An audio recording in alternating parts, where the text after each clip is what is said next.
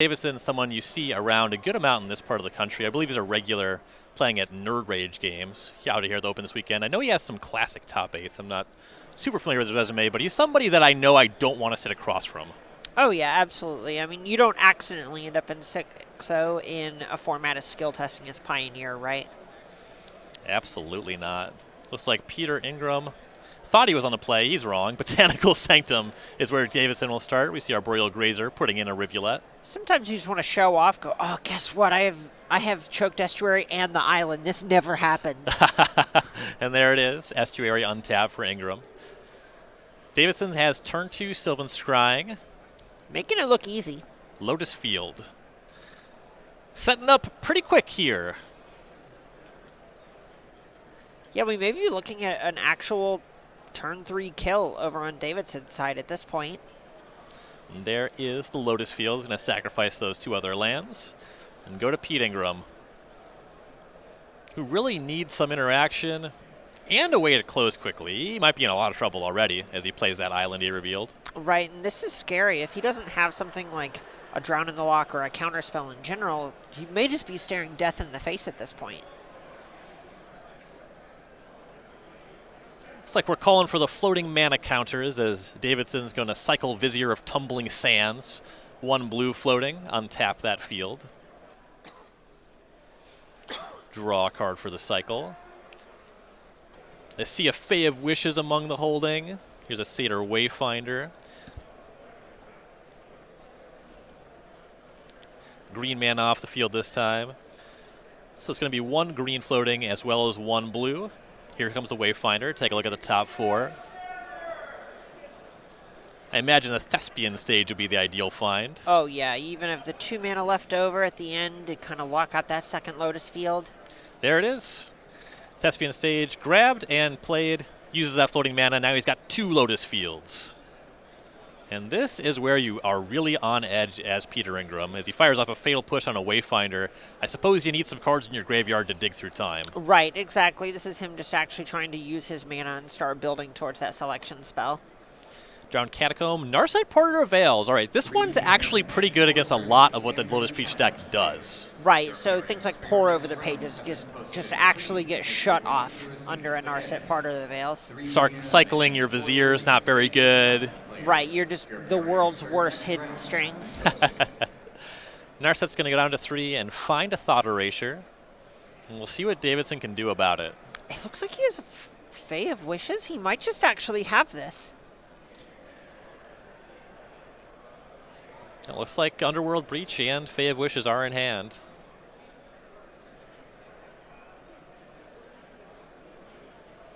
Davidson's going to think this turn through before making any game actions.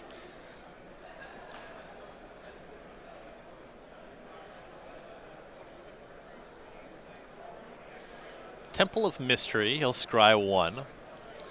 Saw a Thespian stage on top. That's on the bottom now. Really looking for something in the vein of a Hidden Strings in order to actually just unlock all of your mana.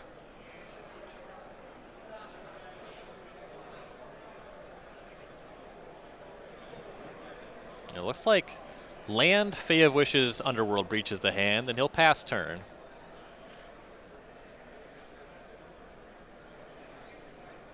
Back over to Peter Ingram, I believe at least 3 lands in the hand.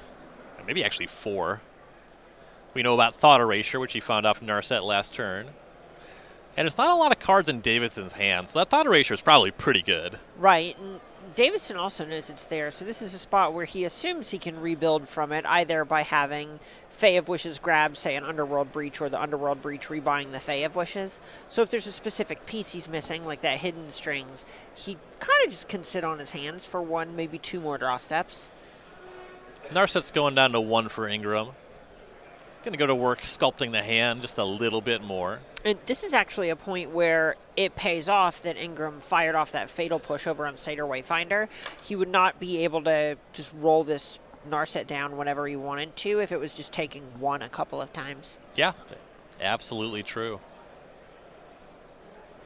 Finds the dig through time off of the Narset. It's not a bad one.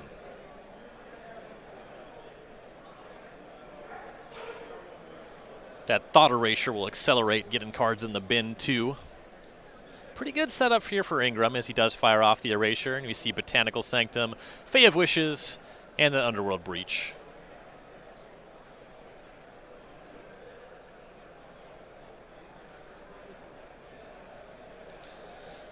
He's going to grab the Fey of Wishes. And he will Surveil.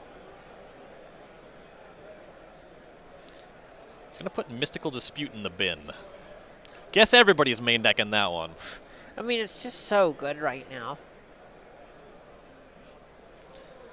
All right, back to Keenan Davidson. Has all of the deck's namesake cards. Has Lotus, has Breach. Oh, was that Hidden Strings off the top? That could be huge. I think that would just be it. Yeah, he's going quickly to float some mana. We saw a lot of pause thinking about his turn last turn. He's going immediately now. Oh, it feels like there's something where he's just going through the motions. Red mana, blue mana, Hidden Strings, untap 2 Lotus Fields.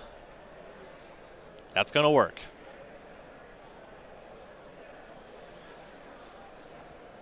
Down to 1 red and 1 blue in pool. There's Underworld Breach, and that resolves.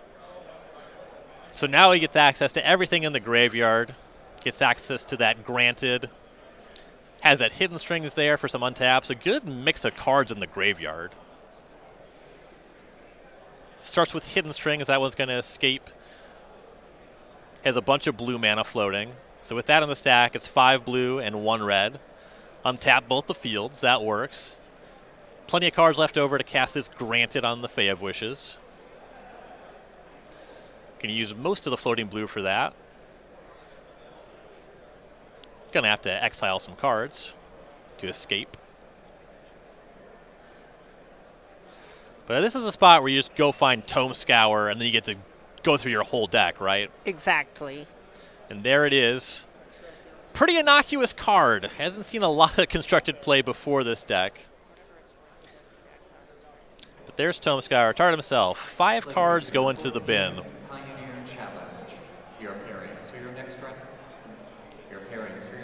And then plenty of mana here, so you just get to keep using the strings, get as much mana as you need. Tome Scour milling yourself. Davidson's explaining that there's kind of a loop happening here. All these cards continue to exist in your graveyard. Tome Scour gets you enough stuff. At the end of it, you Granted. You have a Jace Wielder Mysteries. You're going to have no cards in your deck. Right. Eventually, you hit a point where, so Hidden Strings nets you 4 mana, which is 2 Tome Scours and another Hidden Strings, and so on. So you actually are exiling, 9 cards to do this loop and putting 10 in your graveyard. Maths. Quick maths at that. Quick maths.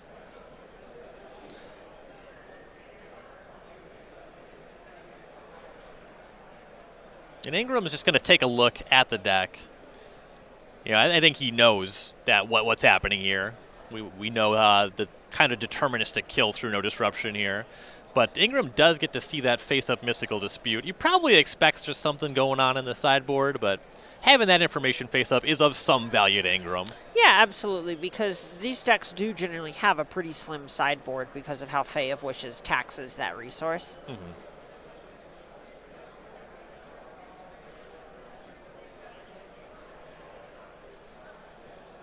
Still plenty of mana. We're Tome Scouring 1 at a time, escaping 3 cards every time. Davidson still with 3 blue floating, 2 untapped Lotus Fields, and another land to boot.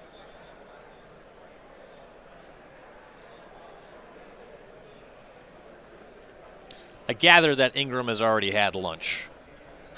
Not a rush on this one. Oh, no, and maybe it's a spot where, like we said before, you just want to see what the flex slots actually are.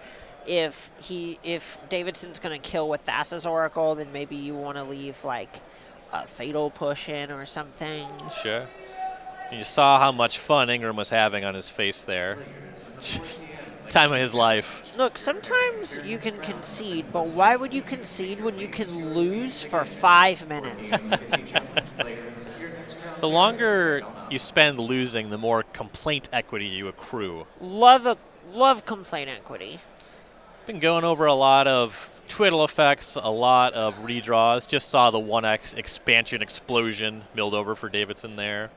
That's another flex slot in the deck. More Tome Scouring, Grazers, Wayfinders. The Nuts and Bolts. You know what they are? They're 3 cards is what they are to escape the Tome Scourer again. And there's the rest of the deck. Now it's time to reach for the sideboard with Granted once again.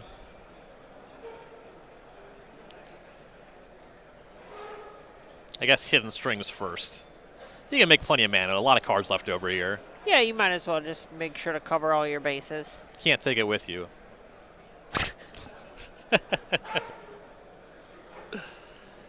And there is Granted.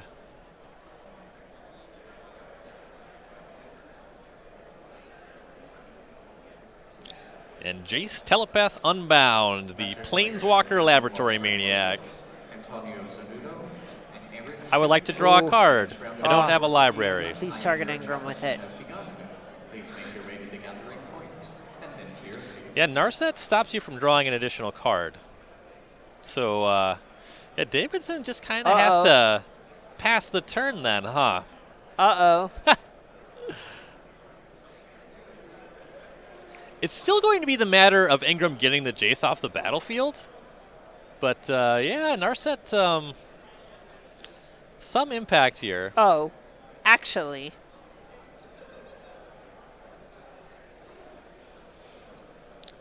Suppose it depends what Davidson's left in the graveyard. Right. I think his Expansion Explosion is still available for him.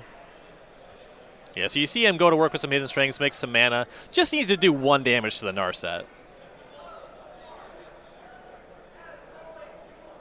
He's going to cast Granted again.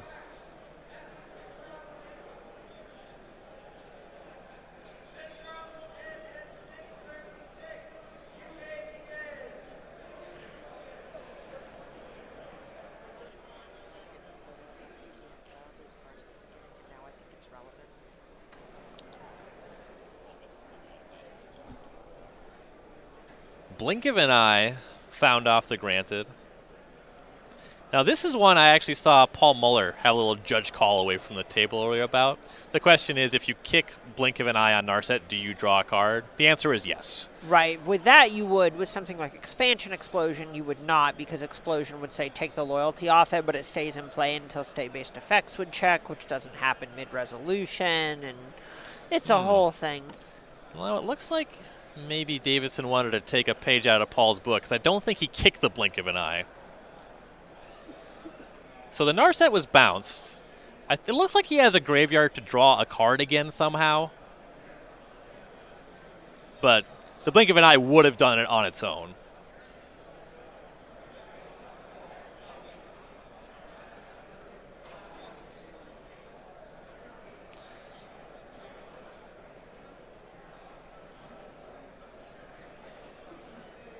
It looks like he's going for kind of the flashy play. Hidden Strings into Explosion, I think, is on the horizon. Maybe he kicks the Blink of an Eye now on one of his own permanents. But it looks like enough cards are there.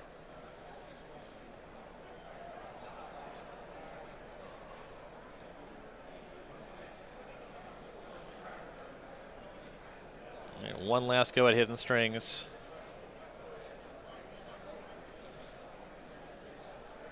And one last big tap. There's three red. I think we're going to 5 blue. Explosion. For at least 1, probably just 1. Yeah, X equals 1. I would like to draw a card now, please. Took the scenic route. Oh, yeah. Did Keenan Davidson, but still got there. Up a game over Pete Ingram. And this is a matchup that I think is a big one, with a lot of eyes on it in this weekend. It's one of those things where I hear from players on both decks that they think they're favored.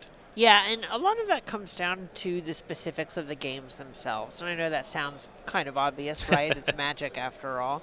But a lot of times it is pile-independent, understanding how to sequence certain spells. And the Inverter deck as well kind of has 2 halves to the deck. And if you draw the Fatal Push half, it's going to look embarrassing, especially for a breach player if the breach player just already thought they were favored in the first place and the other deck just fatal pushes a Wayfinder and dies. Right.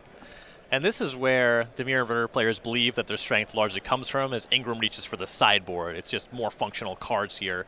3 Jace Vryn's Prodigy, 2 Heroes Downfall, 2 Damping Sphere, 2 Legion's End, another Narset, a Cast Down, a Kalitas, a Doomblade, a Thassa's Oracle, and a Mystical Dispute. So a few options here. Yeah, so there's a lot that I would expect to see Ingram bring in, mostly cutting things that are creature removal, things in that vein.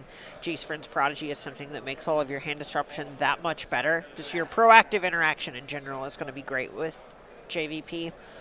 Damping Sphere, obvious hate card against both a Storm deck and a deck with Lotus Field. We saw in the finals of the Players' Tour, Corey Burkhart just completely win an entire game on the back of that one. And then Narset, great option to have access to. Mystical Dispute, great card. And we could even see Ingram reach for that copy of Thassa's Oracle if he wants to be able to combo more aggressively. And for Keenan Davidson, a lot of this is just a wish board for Fae of Wishes, right? So you can see the sideboard on screen there, a lot of silver bullets. I'm just going to ask you, do any of these stand out as a card you think Davidson will actually board in? He seems to be moving cards around. Yeah, so I could see Unravel the Aether coming in. That's one that tags Damping Sphere.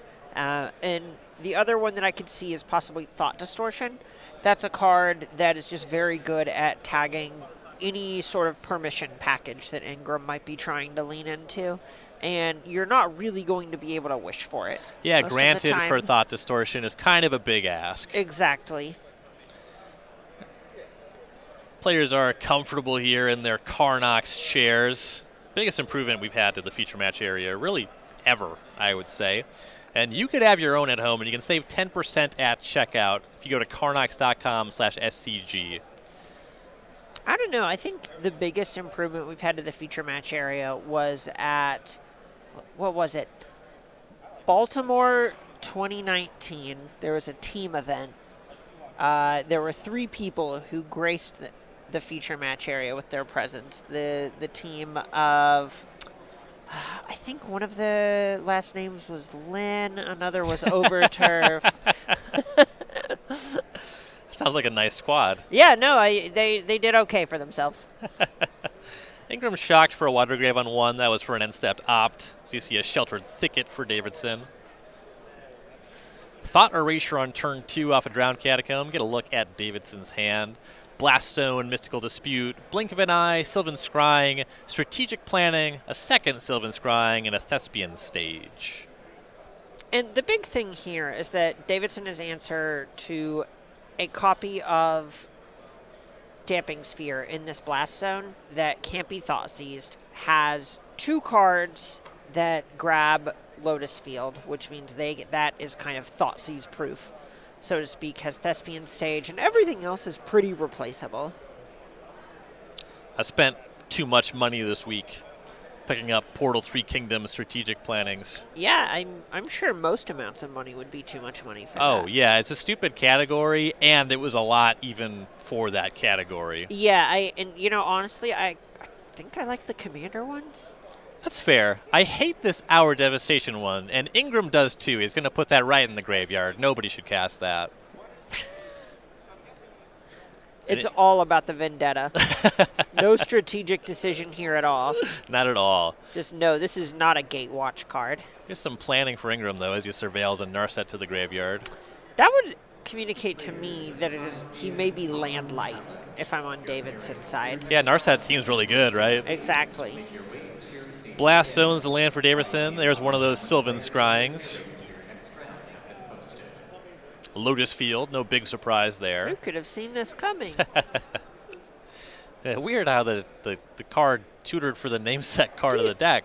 I wonder if that's why Davidson put it in his deck. You know, when I play against them, they get Blast Zone a lot, but it kills a lot of the permanents I like playing, so a lot going on there. All right, Ingram has at least a 3rd land. There is a basic island in the holdings. And actually had 2. Feta Pool's tapped plus Jace Vryn's Prodigy. So he actually actively passed on this Narset. Okay, so in that case, it may be he's trying to fill his graveyard in order to transform Jace Vryn's Prodigy and just shred Davidson's hand. Sure. Yeah, it's a faster route to get that Thought Erasure back. Right, here's that Ulrich Sylvan Scrying. Davidson goes, finds Botanical Sanctum. That one less exciting. Pretty nice combination, though, with the Lotus Field. You sack your lands, and it comes on tap later. And Davidson's going to give up the Blast Zone to play the Lotus Field. This could be an opening for a Damping Sphere from Ingram to just end the game. Back over to Ingram.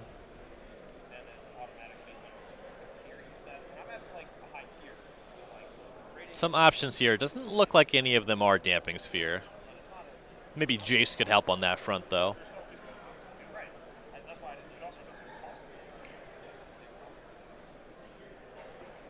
Ingram still knows about Thespian Stage, Mystical Dispute, and Blink of an Eye. So he has the potential maybe to get up to Jace Transform this turn, and he has a Thought Erasure. But that stuff doesn't really seem like anything you care about hitting with a discard spell. No, and the other angle that we haven't really brought up yet with binning this Narset off the Thought Erasure, it may just be he's trying to get to a point where he can win the game. Sure. It's a lot of what Davidson had at that point is not something that Ingram's going to be great at interacting with. It looks like there is another Erasure in hand for Ingram. That is where he will start his turn. So you see that Blink of an Eye, that Dispute. It looks like Fate of Wishes has joined the hand. Botanical Sanctum. Trying to get eyes on the middle pages, card. I think. I would believe that. It looks like a short first word.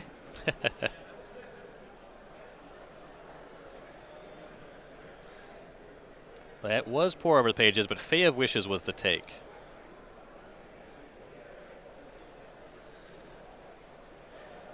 And then the Surveil largely ignored as we see Ingram go for a Fabled Passage for an island. Now the Jace will activate. It's in line to transform right away, discarding island. And we'll see if Ingram wants to double dip on the hand.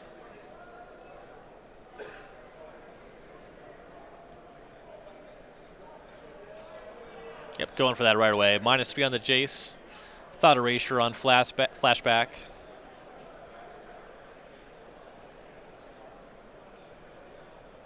Ingram thinking about it. He almost selected Mystical Dispute. Goes for Pour Over the Pages. And I like this because now Davidson doesn't actually have a great path to winning the game, which as the game progresses and Ingram just naturally makes land drops, Mystical Dispute will find itself invalidated the normal Magic playing way by putting lands on the table. Yep. I will pay 3 mana. There is Thespian Stage, so Davidson leaving up the combination of Copy the Field and Mystical Dispute there. That's pretty easy. Ingram's going to plus the Jace to 3 on his turn. No spells, though. He knows about Dispute. You see Davidson go for the double field. And we'll see if he can do anything with it.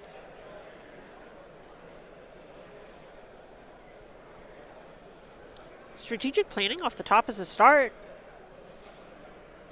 Yep, that's the draw and the cast. 1 blue floating. Thespian Stage, Breeding Pool, and Fate of Wishes. That's a real card. Yeah, lands to the bin, the fate of the hand. To quote the Oscar Mayer commercials, "Oh, I wish."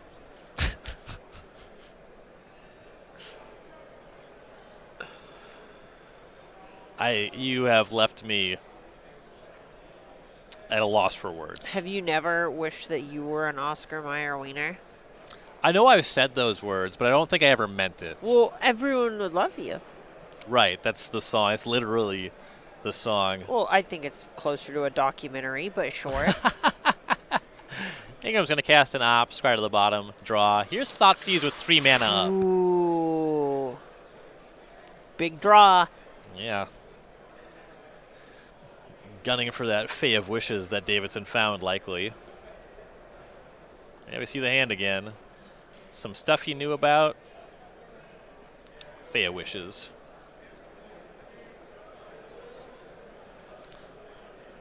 Looks like another Pour was found. The Fae is hitting the bin, though. Sorry, that's Hidden Strings. So the hand is Mystical Dispute, Blink of an Eye, Hidden Strings. And something that Blink is actually representing is a way for Davidson to stop Ingram from winning. If Ingram were to, say, try to win with the big Jace, then Davidson could literally just make Ingram lose the game on the spot. That's a good play. Yeah, love for my opponent to lose the game on the spot. Pretty good for Ingram that is face up. Should help him navigate that. That Thoughtseize, pretty impactful card in these lightly interactive combo mirrors. And here is another one for Ingram. It was a Blast Zone drawn and played for Davidson, which is a little whatever on this board. Well, it does force Ingram to actually go ahead and pull the trigger on this Jace this turn, rather than actually getting to choose when he Thoughtseizes. I would expect Davidson to roll this Blast Zone up to 2, untap, and then likely crack it on the Jace if Ingram doesn't choose to minus it this turn. At long last, Thoughtseize takes Dispute, Ingram to 12. And you're saying you expect a -3 on the Jace here. Correct. And, you know, we do see Ingram with an Inverter and a Thassa's Oracle in hand. He may just take that line instead. Yeah, here is Inverter. You want to review the library here. Davidson's going to do that. Couple Opt, couple Thoughtseize, Narset, Thought Erasure, a couple lands. So the Ops are actually pretty nice here because they churn through your deck kind of quickly. Same with Narset, actually. Yeah. Okay, just cards that get you through 2 cards. Is there a combination of cards that gets through all of them next turn? I don't think so. Or at least enough of them, since there's a blue source. So you can opt into Opt. You can draw Fabled Passage if you haven't drawn the island yet and fetch that up. That gets you through 4 cards. Ooh, all right. So here's one. If he has Thassa's Oracle in hand, you can Narset into Opt, into Fabled Passage, Island, Thassa's Oracle. Which I believe should be exactly enough cards out of the deck. All right, well, we'll find out soon one way or the other. The Inverter is down. Davidson has a lot of mana in a Blast Zone, but he kind of has to speculate how Ingram's trying to win the game. I mean, maybe Ingram's just trying to attack for 6 a bunch. Davidson's going to use Blink of an Eye, kick at that Jason draw card. You know, this is actually kind of the luxury of the Inverter deck, because it does get to attack from 2 angles at the same time. A 6/6 for 4 with flying is a very real threat. I mean, yeah, when you're playing a deck that just doesn't play to the battlefield, that creature is large. Exactly. And you can't do anything that's going to stop Ingram from attacking. You're not threatening anything on the way back. Just a Thespian stage and a pass for Davidson.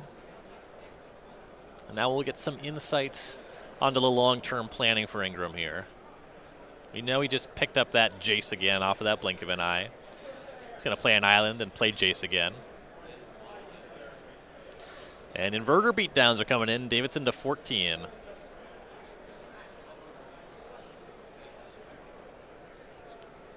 And Ingram will pass. Blast Zone's going up to 4. Thespian stage is going to copy Blast Zone, so there's a backup zone. I like that quite a bit from Davidson.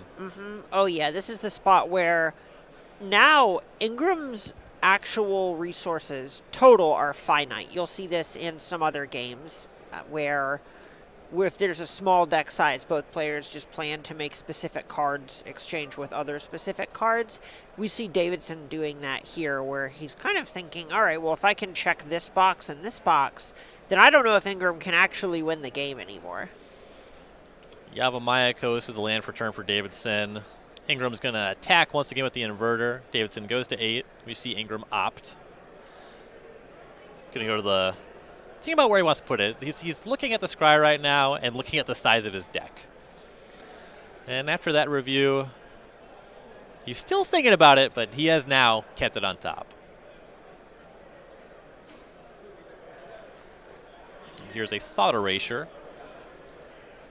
That Hidden Strings is gone. Left over for Davidson is Yavimaya Coast. Jace will activate. Ingram discards Mystical Dispute. That one's not going to any value against this many lands. And there's Thassa's Oracle. Looks like 3 pips to me. Ooh. And Peter Ingram. So he did have the combo there. It's going to take us to game number 3. Yeah, in that spot, it's a little strange, but it may have been better to just have one of your blast zones on 2 if you weren't planning to actually stop the inverter that turn. That way you actually have a little bit more protection against that sort of play, but it looks like Davidson may have also just been choosing to play around the Jace instead of the Oracle. Sure. Jace, Wielder of Mysteries, right. Not Vryn's Prodigy. Blast Zone on 4 covers that. Exactly. Oracle's a whole different affair. Right. Peter Ingram, very good navigation there, and who's surprised coming off of a very recent Players Tour top 8, and a lot of success here on the SCG Tour. Already has a trophy this year. Not his first all-time either. Actually 3 open wins in his career. No slouch by any stretch. You don't end up with a double-digit number of open top 8s by accident. No, not at all. 3 top 8s and a win last year. And this career was also interrupted by a stint at Wizards of the Coast. Mm-hmm. Really impressive stuff. Has not been cold at all since he came back. Didn't feel like he missed a beat.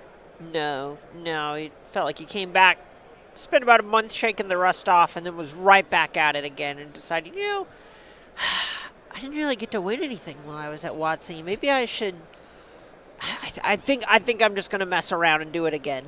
Yeah, it was 2016. He won an Open in this building with Jeskai Nahiri. And he's like, he was on the Metagame Gurus, and he says, all right, I'm going to disappear for a while. I'm going to design the game. Did that for a while. It was fun. And then he said, you know what?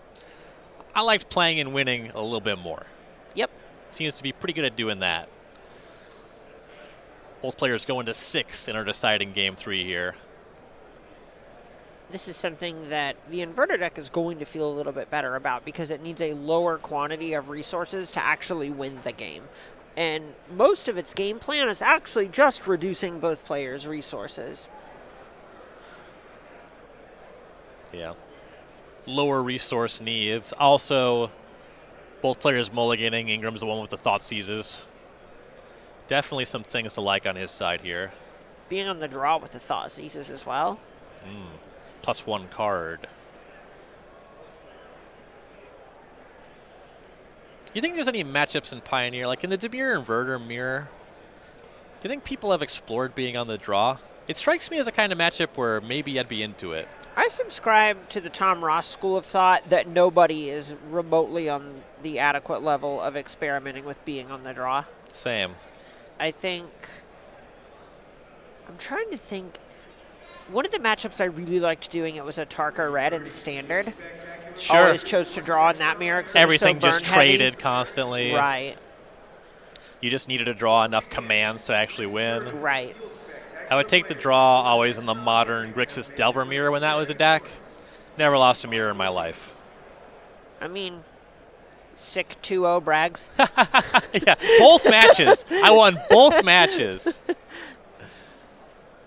Players underway here. Davidson is going to find a Lotus Field off his Sylvan Scrying. You see Ingram is going to fire off a Thought Erasure. Sees that Lotus Field, a Thespian Stage, a Breach, a Strings, and another Sylvan Scrying. And yep, Breach is gone. Kind of felt like a 1-card hand. Yeah.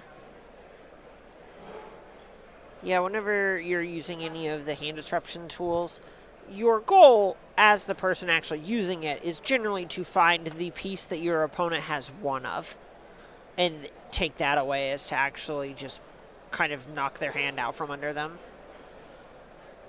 And tosses Oracles surveilled away. Turn 3 for Keenan Davidson. Going to fire off Sylvan Scrying. We know he already has Lotus Field.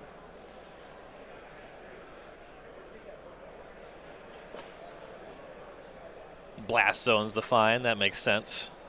Kind of the missing utility land in the hand, as it were. And there's the field. Sacrifice the other 2 lands. And can Ingram shut the door with a Damping Sphere this game? We haven't seen him go on easy mode yet. Just an island and a pass. think that means no. It looks like no. Feels like no. If it looks like no and it feels like no. I can't smell it from here, but I imagine it smells like no, too. Thespian Stage pass for Davidson, and here's Jace, Wielder of Mysteries on 4 for Ingram. A pretty reasonable value card in its own right. And ironically, this is one of the matchups where it is hard to decide who you're supposed to target with the plus. Sure, you don't want to give them gas for their breach. Exactly, but you also don't want to put too many cards in your graveyard. I see this decision is giving Ingram some pause. Right, I think I see an inverter in Ingram's hand. So if you want to just have a library that has Thassa's Oracle, Thought Erasure, it's hard to imagine you want to put too many more cards in your next library. Right. You want that to be a small stack.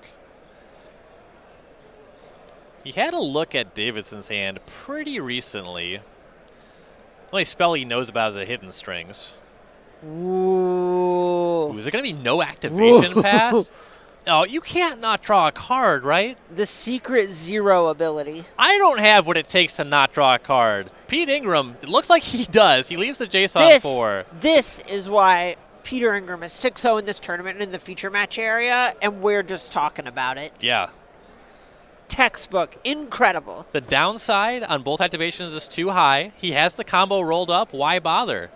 You see Davidson gets the second Lotus Field going at that stage, starts his turn with the strategic planning. He has a strings. Can he get to a full combo?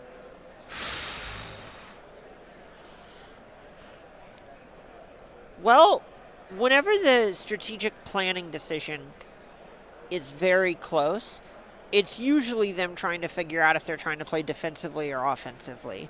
So that leads me to believe that it isn't impossible to combo this turn. It's whether or not it would actually go anywhere. Sure. So he passed on a land and a Ratchet Bomb. Scries with Temple of Mystery and passes. He has a Lotus Field untapped. We'll see if Ingram goes for the combo here. Davidson could just cast a Mystical Dispute for 3 mana, but if Ingram has Thoughtseize in combo, or like Mystical Dispute in combo, then he's golden. Here's the inverter. Uh-oh. What do you got, Davidson? Oh, no. He's got nothing, and Peter Ingram is going to go 2-1, advancing to 7-0. We'll see him on day 2, and no surprise, just on an absolute